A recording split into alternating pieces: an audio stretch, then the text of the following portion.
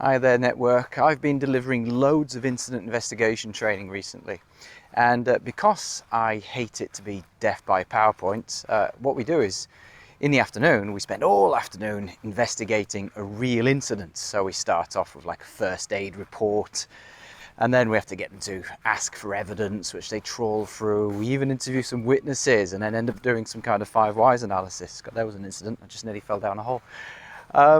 What's really interesting when you do these types of exercises is that you see people's biases come out live in front of you.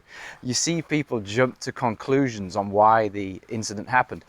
And in all of these incident investigation courses, whether it's non-accredited or whether you go for the NEBOSH HSE Investigation Award, we have to cover the concept of bias and warn people against it. Now, there are 3 types of biases. I mean, there are many types of biases, dozens in fact, but there are 3 types that we tend to focus on these courses.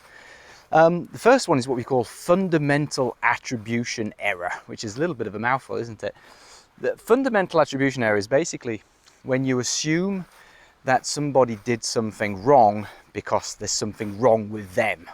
So you assume that they made a mistake, or they slipped, or they forgot something because, for example, maybe they're careless, maybe they're forgetful, maybe they're stupid, maybe they just don't care, something like that. So you assume that the problem is them rather than the task or the process or the system. That's fundamental attribution error, and we've all made that mistake, haven't we? Every time we get cut off when driving a car or a driver brakes hard in front of us, we all shout, "Ah, you bloody idiot, how dare you!" That's fundamental attribution error. And you need to get managers to stay away from that, because some of them tend to react with, "Oh yeah, he hurt himself because he's an idiot. Oh, he's a bit of a muppet. He's a bit clumsy. Oh, he's stupid." You know, you do get that kind of reaction, and sometimes you see that live in the training. You say, "Oh, it's the pedestrian's fault. He got hit by the forklift," and so on. The second type of bias is called self-serving bias. Self-serving, it means it serves yourself. It serves to boost your self-esteem. Basically what it does, that type of bias, it assumes that you did nothing wrong, as in you, the manager. Yeah. So if one of your employees has, say, misunderstood an SOP which you wrote, you, in your self-serving bias, might assume that your SOP which you wrote was perfectly clear, could not possibly be interpreted.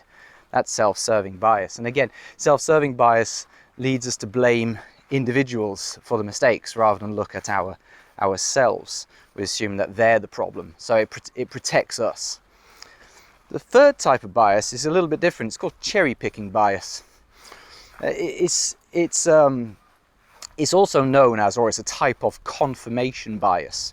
Cherry-picking bias is where we focus and accept the evidence which agrees with our pre-existing opinions and beliefs, and we tend to dismiss, ignore, or reject any evidence which goes against our beliefs and opinions. And again, we're all victims of this, particularly in the days of social media. You know, we'll see a news article, could be politics, could be science, could be whatever, could be COVID, whatever it is.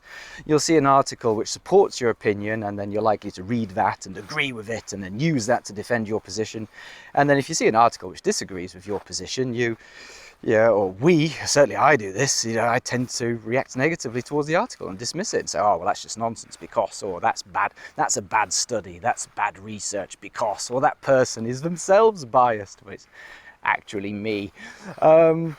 And so we're all victims of this. And if we teach this in incident investigation, and even better, if we can give people a real life experience and point this out as they're doing it, that helps them combat this in the future. They become much more aware of these types of biases. And the result is, I got an email this morning telling me from a course which we did about 20 days ago, it was on the 1st of July, that some of the team are doing much better incident investigations now, and that's partly because they had a great experience at noticing their own biases. Anyway, everyone, enjoy the sunshine while it lasts.